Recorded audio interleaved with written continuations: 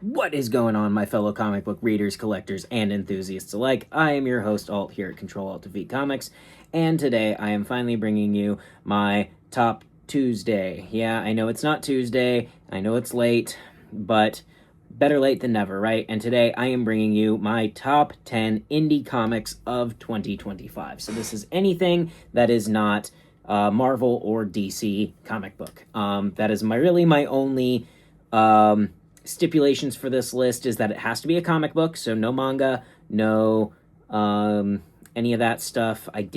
Don't believe I did any webtoons or any of that.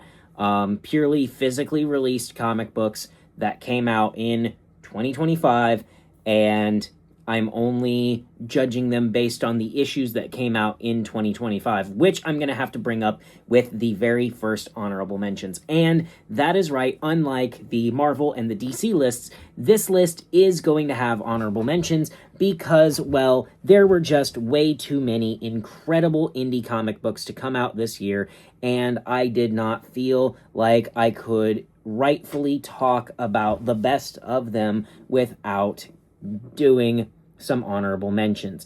And the first honorable mention that I'm going to get right on into is going to be Rook Exodus. That is right, Rook Exodus. And the reason that it is only an honorable mention is because there were only 3 issues that have released this year. Issue 7, 8, and 9.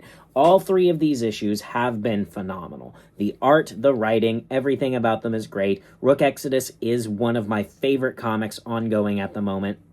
But given the fact that I cannot judge it based on those first 6 issues, which establish the series and are just incredible, and I have to judge it purely on the first 3 issues of this new arc, it is still great, but it just did not quite squeak by a spot, in my top 10 list. So that is why it is stuck here in an honorable mentions. The next one on my honorable mentions is going to be Viking Moon. This is an Image comic book.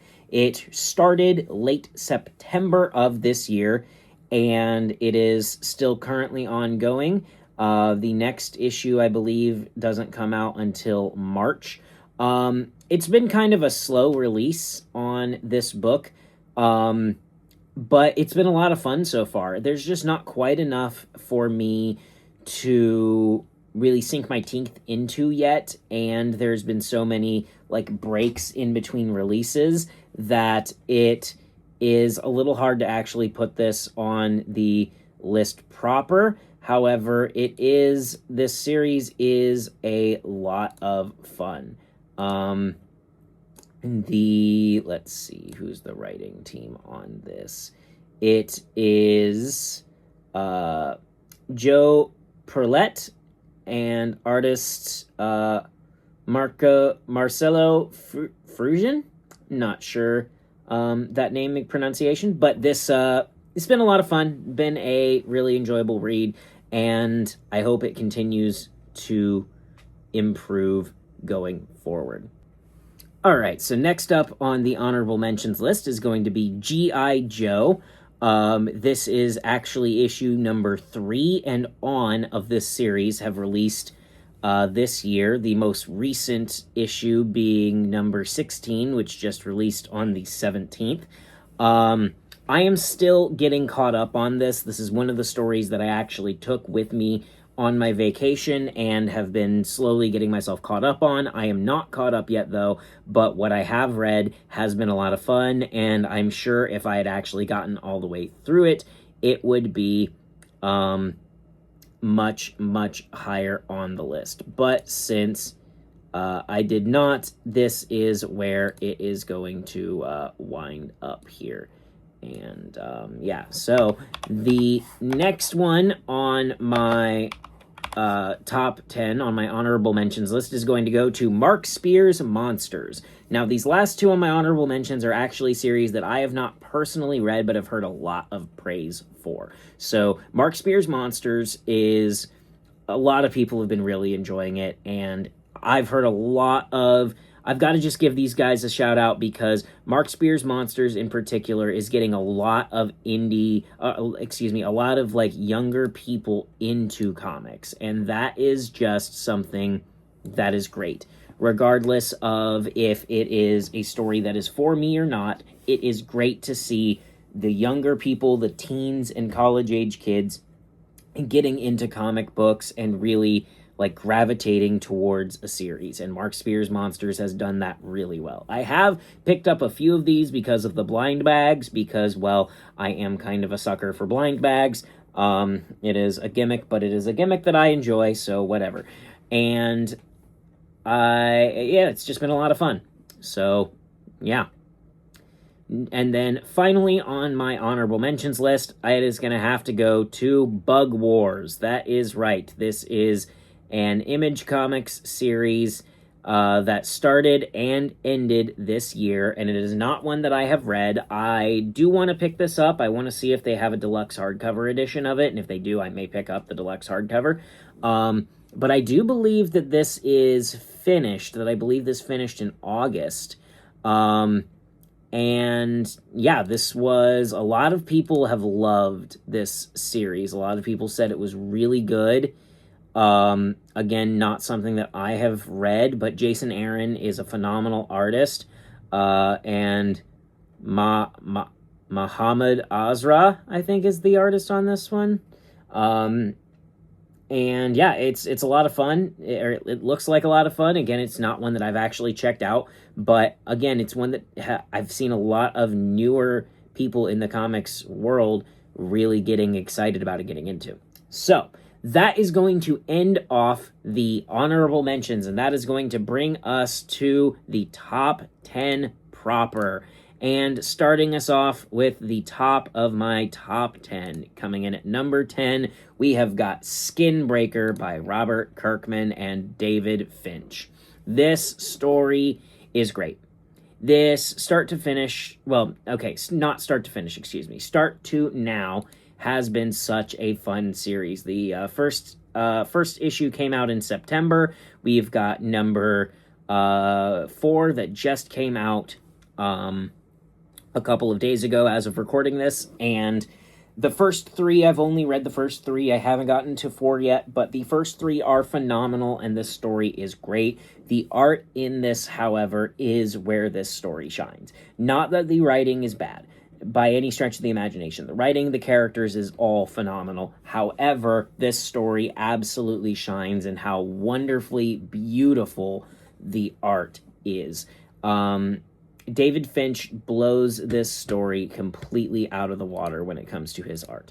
And is he also the color artist on this, or do they have another artist for colors? No, they have Annalisa Leone on colors. And the coloring in this story is beautiful. It makes every image pop in such a great and vibrant way. And I can't wait to continue to read more. That is number 10, bringing on number 9. And number 9 is going to be the first, and I believe only, non-image comic story on this list, actually. I tried to do more. I tried really hard to look for and read some other things that were non-image comic, but nothing else other than this next one really stuck out to me as like worthy of this top 10. Image has just been knocking it out of the park. However, we do have a Dynamite comic series here, and this is going to be Blue Falcon and Dynamite, written by Jimmy Palmiotti with art by Pasquale Quilano. And this story is great. We have got, I think, 4 issues out right now. Yes, 4 issues are out right now, number 5 coming out in January, and this story is great. It's so much fun. Every issue has got me excited to just peel through these pages. The art is great, the coloring is great, but it really, this one shines in its characters. Its characters are wonderfully well written, and that first issue really gripped me with an attachment for particularly Dynamite. And so ever since this, it's just every issue has been more and more learning about these characters, learning what makes them tick, what makes them who they are, what their world is like, and I've loved everything about it. You don't need to know anything about the old Hanna-Barbera cartoon or anything like that in order to enjoy this. This very much gives you that origin story and very much lets you learn and establish who these characters and world is through these pages. So you do not need to know these characters ahead of time, which is good because I did not really. I knew them from Dexter's Laboratory, but not from the Hanna-Barbera cartoon proper. And the story is just so much fun. It's been really enjoyable, and I cannot wait to pick up number 5 in a month. So that is going to be my number 9 on the list. We are going to go down now to number 8, which is going to go to Invincible Universe Battle Beast. This is Robert Kirkman with Ryan Otley on arts and Annalisa Leone on coloring again. Phenomenal team. The story in this is great. I love the Invincible Universe, and I pretty much love everything that Robert Kirkman has done within the Invincible Universe, but the character of Battle Beast was always my favorite character in Invincible, so him getting his own spin-off here has just been a lot of fun. Every issue is such a good read. I cannot wait for this to come back from hiatus in March. This first 6 issues has been phenomenal. If you have not gotten the chance to read Battle Beast yet, go pick it up in trades and then get yourself caught up for its return in March, because this is a series that you're going to want to get and you're going to want to pick up, because it is just so much fun. The characters, the fighting, the fight scenes in this are just so action-packed and gory, and just the hits feel impactful. Everything about this, the fights in particular of this story, are just so good. And Battle Beast as a character is just such a fun character to follow. So that is why this is going to go to my number 5, my number 8. Moving on to number 7. And number 7 on this list is going to go to Escape by Rick Remender and Daniel Acuna.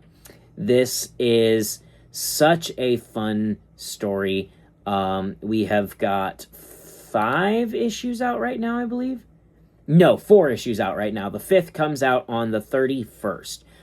So we've got 4 issues out right now. All 4 are phenomenal. And I cannot wait for that 5th episode, for that 5th issue to come out. I'm not gonna lie, initially this was a story that I was going to pass on. I didn't think it sounded all that interesting to me, and so I initially skipped out on this when the first issue came out, and then a few YouTubers that I watch talked so highly about that first issue that I ended up picking it up, reading it.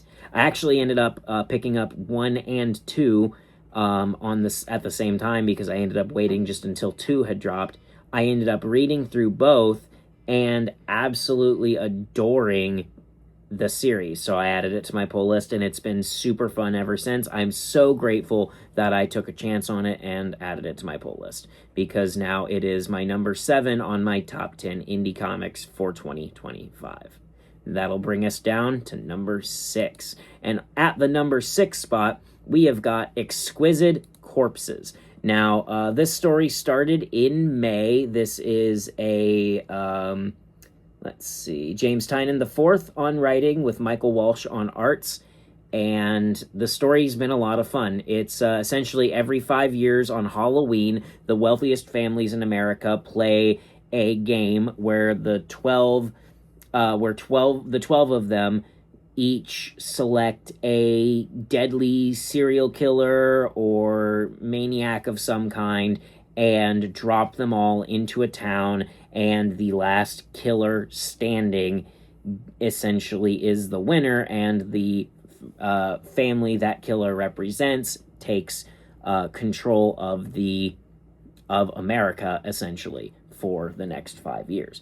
And this story has just been a lot of fun. We have got, I think, 8 issues are out right now.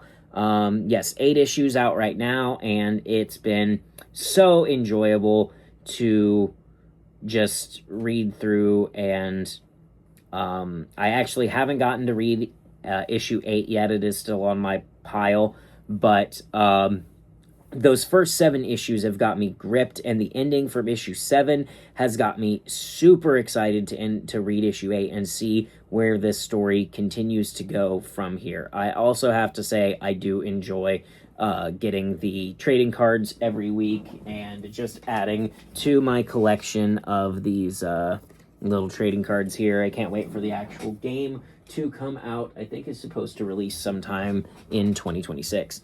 So, yep, that is my number 6 on my countdown. Let's move on to number 5.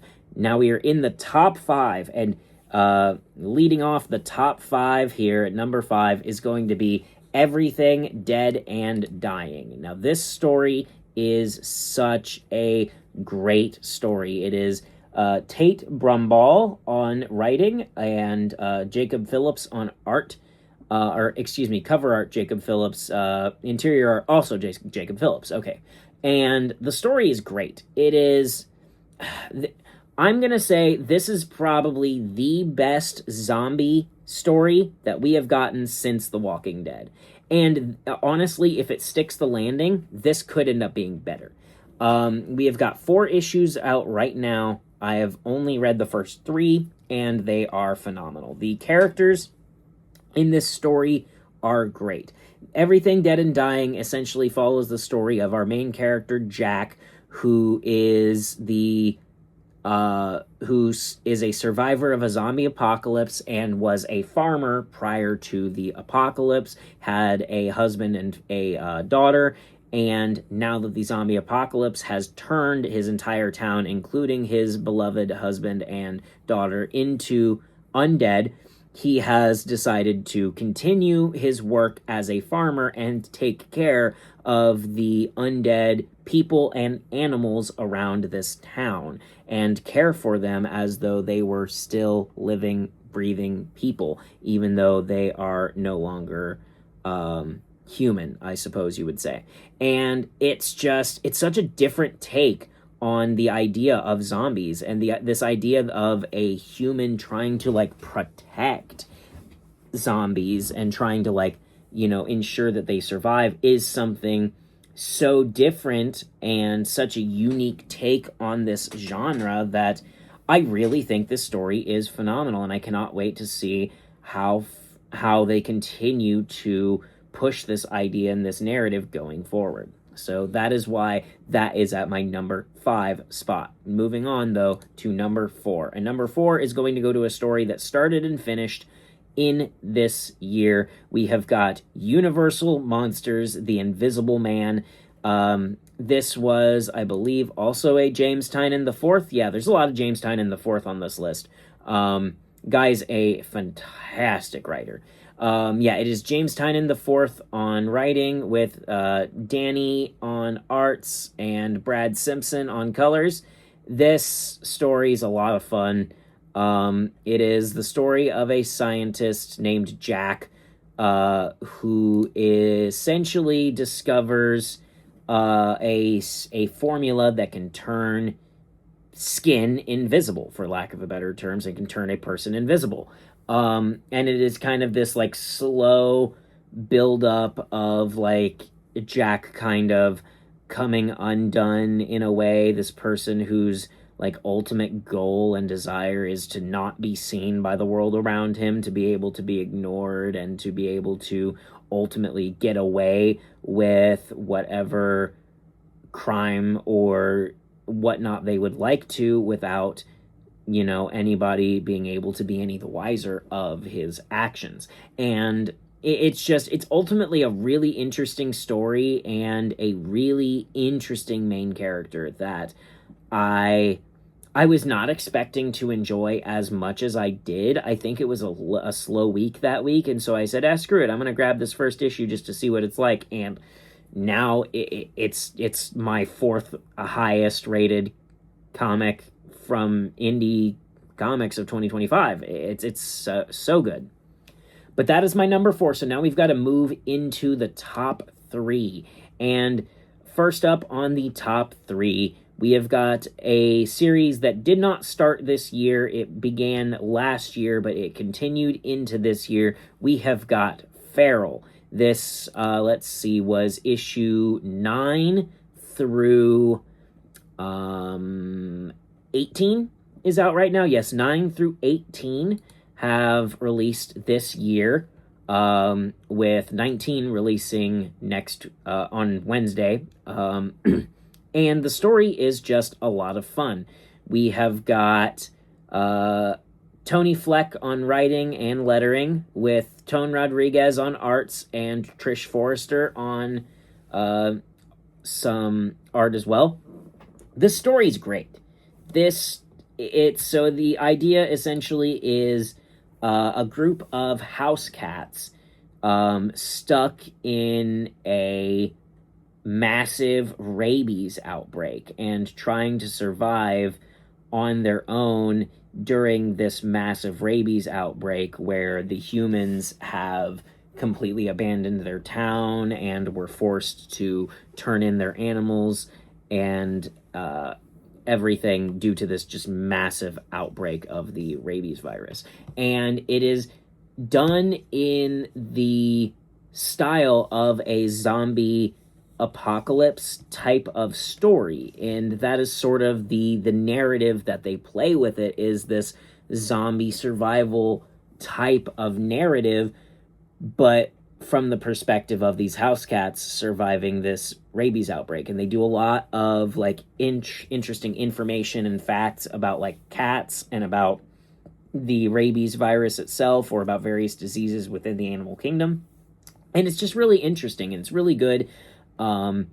And the characters are all fun. I mean, I'm a big cat person, so that probably doesn't help things in terms of it getting brownie points from me, but it is just a lot of fun, a lot of heart, and I couldn't not put this on the list, which is why it is at number 3. But that is going to bring it to number 2. And you've probably been thinking, wow, there sure has been a lack of Energon universe on this list so far. Well, let's go ahead and fix that, shall we? This is going to be Transformers. This is another story that did not begin this year, that continued this year. We have got, let's see, it was issue 16 on. So issues 16 through 27 have released this year. And this story is phenomenal. Up until issue 24, the story was done by Daniel Warren Johnson and Jorge Corona. The creative team then shifted and is now Robert Kirkman and Dan Mora.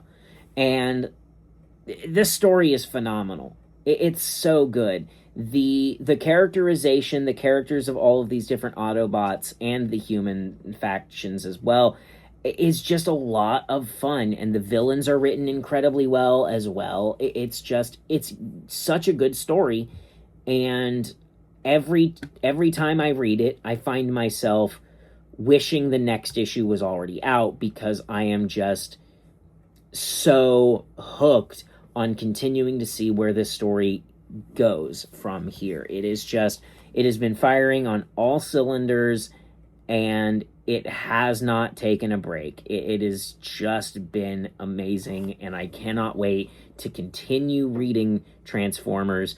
The first issue or two after Daniel Warren Johnson left, you could feel the weight of his no longer being on the book a little bit, but I feel like Robert Kirkman and Dan Mora have really picked up and ran with this torch that DWJ has passed to them.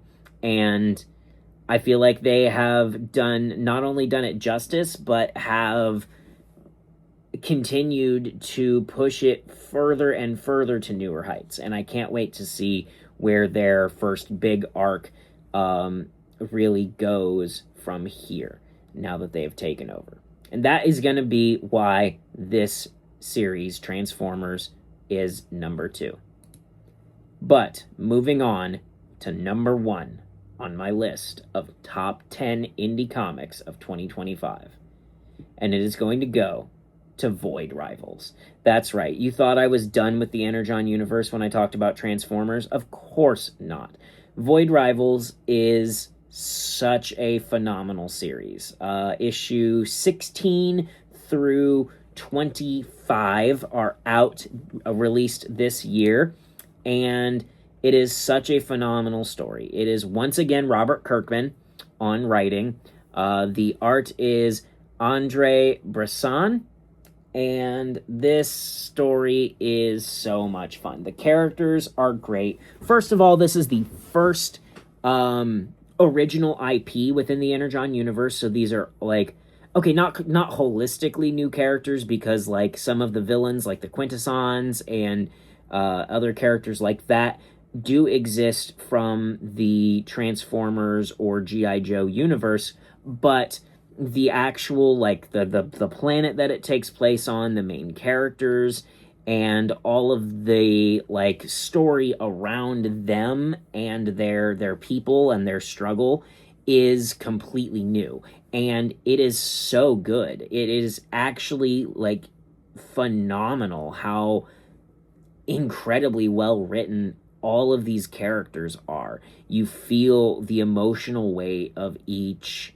choice that they make. You feel their struggle and desire to truly do what is best for their people, for their respective societies. And these two main characters, Solila and Derek, have just been such enjoyable characters, and honestly, even Handroid has been such a fun character as well. And I've enjoyed everything that they've done with Scuzoid and whatnot. Just everything with this story from start to the most recent issue I have read, which is 24, it is just so good. And I cannot wait to start the Quintesson War and go forward into 2025 with the Quintesson War, because that is going to be incredibly hype. I'm very excited to see the Quintessons show up